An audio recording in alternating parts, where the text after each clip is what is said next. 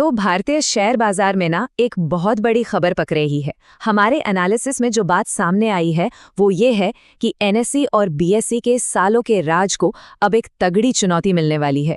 जी हाँ, एक तीसरा खिलाड़ी मैदान में उतरने के लिए पूरी तरह से तैयार है। अब आप सोच रहे होंगे भाई ये तीसरा स्टॉक एक्सचेंज आ कहां से गया और ऐसी क्या बात है कि इस खबर से पूरे बाजार में इतनी हलचल है। चलिए हमने जो भी जानकारी इकट्ठी की है ना उसके जरिए इस पूरी कहानी को परत दर परत समझते हैं।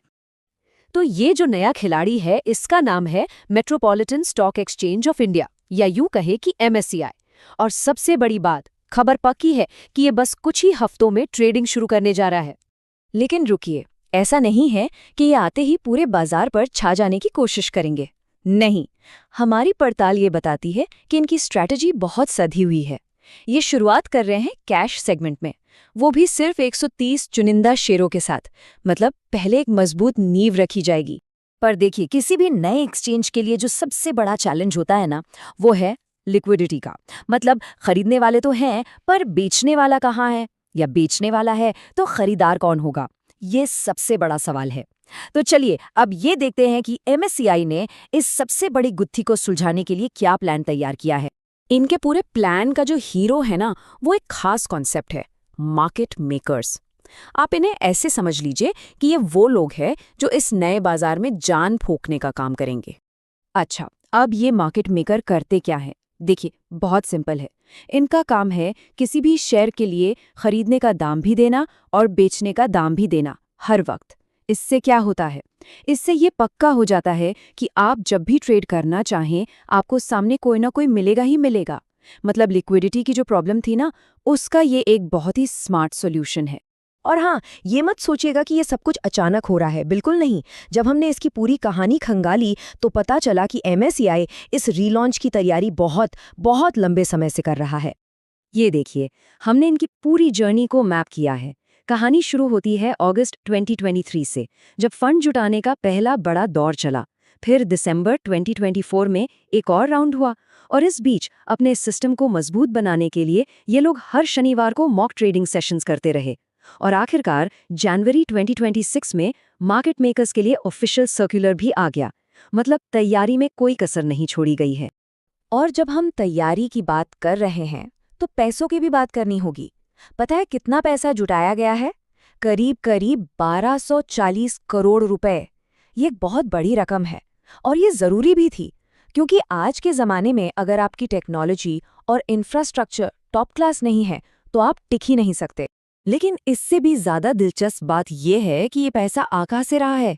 जरा नाम सुनिए, ग्रो, ज़ीरोधा, ये इंडस्ट्री के बड़े बड़े नाम हैं। और ये सिर्फ पार्टनरशिप नहीं कर रहे, इन्होंने बाकायदा पैसा लगाया है। ये निवेशक हैं। इसका मतलब क्या हुआ?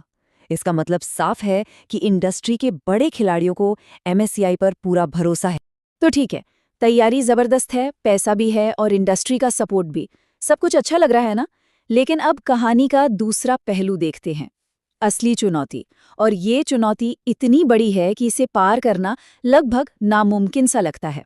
हम बात कर रहे हैं एनएसई और बीएसई की। ये आंकड़े देखिए, आपको कुछ कहने की जरूरत ही नहीं पड़ेगी। मार्केट का 90% से ज्यादा हिस्सा अकेले एनएसई के पास है, खास तौर पर कैश और डेरिवेटिव्स में। बीएसई की भी अपने सेगमेंट में मजबूत पकड़ है। अब आप खुद सोचिए, ऐसे बाजार में जहां दो ही खिलाड़ियों ने सब कुछ बांट रखा हो, वहां किसी तीसरे के लिए सांस लेने की भी जगह बनाना कितना मुश्किल होगा। हमने यहाँ एक सीधी सीधी तुलना की है। एक तरफ है एनएसई और बीएसई, जिनके पास लिक्विडिटी का समंदर है, करोड़ों का यूजर बेस है और सालों से चले आ रहे हिट प्रोडक्ट्स हैं। और दूसरी तरफ है एमएससीआई, जो अभी अभी शुरुआत कर रहा है। उसे लिक्विडिटी भी बनानी है, ट्रेडर्स को भी अपनी तरफ खींचना है और रेगुलेटर से मंजूरी भी लेनी है। मतलब ये एक हाथी और चींटी की लड़ाई जैसा है। और एक और बहुत बड़ी दीवार है रेगुलेशन की। देखिए, सेबी के जो मौजूदा नियम है ना, उनके हिसाब से हफ्ते के 5 दिन की जो डेरिवेटिव्स एक्सपायरी होती है वो एनएसई और बीएसई के बीच बटी हुई है। सोमवार को कोई, मंगलवार को कोई और। अब ऐसे में एमएससीआई के लिए कोई स्लॉट खाली ही नहीं है, और बिना अपनी खास एक्सपायरी के डेरिवेटिव्स में वॉल्यूम लाना लगभग नामुमकिन है।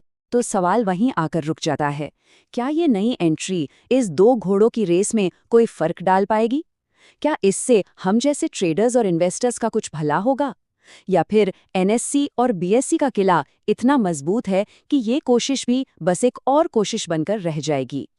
खैर, इसका जवाब तो आने वाला वक्त ही देगा और हम इस पर अपनी नज़र बनाए रखेंगे।